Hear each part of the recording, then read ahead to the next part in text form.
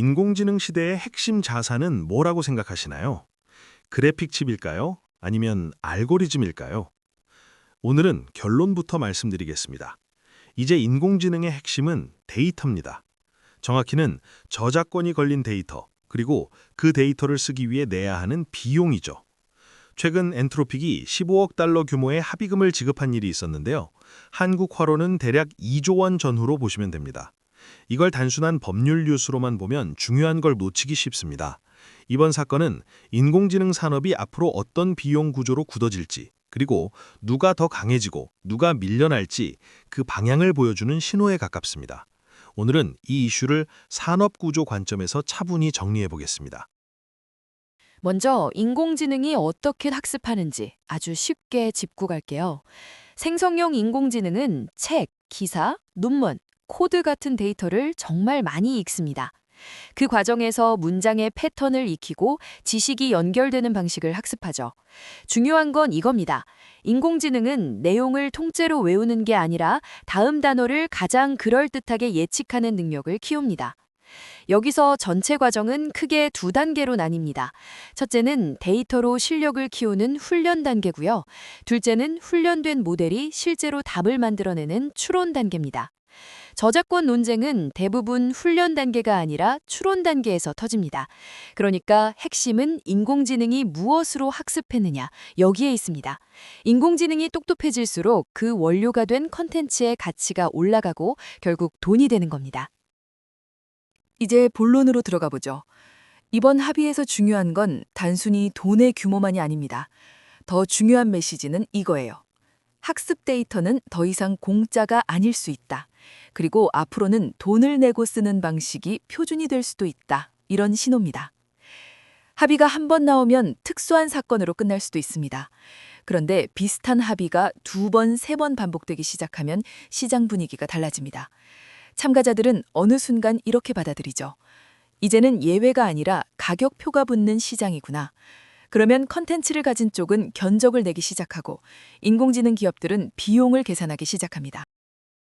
결국 선택지는 두 가지로 좁혀집니다. 위험을 감수하고 버틸 것인가, 아니면 비용을 내고 불확실성을 없앨 것인가. 여기서 저작권은 더 이상 도덕 논쟁이 아닙니다. 인공지능 기업의 원가 구조를 바꾸는 아주 현실적인 경영 판단이 됩니다. 여기서 자주 나오는 질문이 하나 있습니다. 자율 실행형 인공지능이 확산되면 저작권 문제가 줄어드는 거 아니냐? 결론부터 말씀드리면 그럴 가능성은 크지 않습니다. 왜냐하면 저작권 논쟁의 핵심은 인공지능이 어떻게 행동하느냐가 아니라 무엇으로 학습했느냐, 즉 훈련 데이터에 있기 때문입니다. 자율 실행형 인공지능은 스스로 계획하고 검색하고 실행하는 방식으로 발전합니다. 하지만 그 밑바탕에는 여전히 대규모 데이터로 훈련된 기반 모델이 있습니다. 그리고 오히려 시장은 이렇게 움직일 수도 있습니다. 자율 실행 기능이 강해질수록 인공지능이 할 수 있는 일이 늘어나고요. 그러면 기업들은 더 높은 성능을 요구합니다. 결국 더 좋은 데이터가 더 많이 필요해진다는 뜻이죠. 그래서 자율 실행형 인공지능이 확산될수록 저작권 문제는 줄어들기보다는 이용료 경쟁이 더 커질 가능성이 있습니다. 자, 이제부터가 오늘 영상의 핵심입니다. 대부분은 이 사건을 컨텐츠 산업 대 인공지능 기업의 싸움으로만 보는데요. 그 이면에서는 더 큰 변화가 진행 중일 수 있습니다. 인공지능 업계 내부의 체급 전쟁이죠. 저작권 이슈가 커질수록 인공지능 기업이 감당해야 하는 비용은 단지 늘어나는 정도가 아닙니다. 성격이 바뀝니다. 고정비가 됩니다. 컨텐츠 이용료, 법무 비용, 법적 준수 비용, 데이터 정리 비용, 출처 증빙 비용까지 이런 비용은 회사가 작을수록 훨씬 더 치명적입니다. 그럼 누가 유리할까요? 대형 기술 기업과 대형 인공지능 기업입니다. 자본이 있고 협상력이 있고 전담 법무팀이 있고 장기 계약도 할 수 있죠. 반대로 약소기업이나 스타트업은 상황이 다릅니다. 돈을 못 내면 데이터를 못 쓰고, 데이터를 못 쓰면 성능 경쟁에서 밀리고, 성능 경쟁에서 밀리면 고객을 잡기 어렵습니다. 그러니까 저작권은 기술 경쟁의 변수가 아니라 진입장벽 그 자체가 될 수 있는 겁니다. 그래서 역설적으로 저작권 전쟁은 인공지능 산업을 약화시키는 게 아니라 오히려 대기업 인공지능의 지배력을 강화하고 약소기업의 생존을 위협하는 구조로 작동할 수도 있습니다. 투자자 입장에서는 이 포인트가 굉장히 중요합니다. 인공지능 산업이 기술 게임에서 규모 게임으로 넘어가는 전환점이 될 수 있기 때문입니다. 이제 투자 관점으로 넘어가 보겠습니다. 이 흐름에서 상징적으로 언급되는 기업이 톰슨 로이터스 TRI입니다. TRI는 단순한 뉴스 회사가 아니죠. 법률, 규정, 판례 같은 고품질의 구조화된 데이터를 보유하고 있습니다. 인공지능 입장에서는 이런 데이터가 그냥 컨텐츠가 아니라 정밀한 지식의 원천이 될 수 있습니다. 그래서 시장에는 이런 기대가 생깁니다. 데이터 가진 회사가 강해진다. 인공지능 기업은 결국 돈을 낸다. TRI의 협상력이 올라갈 수 있다. 이런 기대죠. 다만 투자에서는 항상 한 가지를 기억해야 합니다.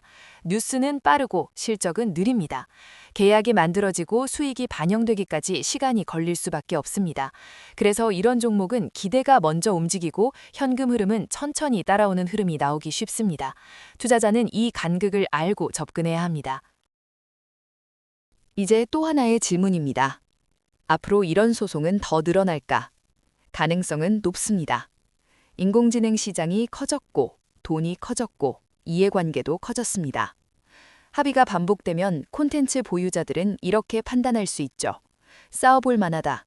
그리고 인공지능 기업도 이제는 단순히 무시하기 어려워집니다. 기업 고객과 투자자는 요구할 겁니다. 데이터 출처를 설명하라. 위험을 관리하라. 계약을 증빙하라. 결국 저작권은 법률 이슈를 넘어서 신뢰와 운영의 문제로 들어옵니다. 그렇다면 마지막 질문입니다. 누가 수혜자인가? 저는 크게 네 그룹, 돈이 몰리는 네 방향으로 정리할 수 있다고 봅니다. 첫째, 원천 데이터를 가진 사람들입니다. 출판사, 언론사, 법률 데이터, 학술 데이터처럼 컨텐츠를 실제로 보유한 쪽이 협상력을 갖게 됩니다. 우리 데이터 쓰려면 계약부터 하자. 이런 말이 가능해지는 거죠. 둘째, 데이터를 정리해서 인공지능이 바로 학습할 수 있게 만드는 기업들입니다. 그냥 원본 데이터가 아니라 즉시 학습 가능한 형태로 정리된 데이터가 필요하니까요. 셋째, 법무와 준법 산업입니다. 인공지능 관리 체계, 저작권 걸러내기, 위험 관리 같은 영역인데요. 이건 선택이 아니라 의무가 되는 시장입니다. 넷째, 합법 데이터 기반 인공지능 기업들입니다. 요약하면 이겁니다. 데이터가 깨끗할수록 프리미엄이 붙는 시대가 올 수 있다. 결국 장기적으로는 합법적으로 학습한 모델이 더 신뢰받고 더 비싸게 팔릴 수 있습니다.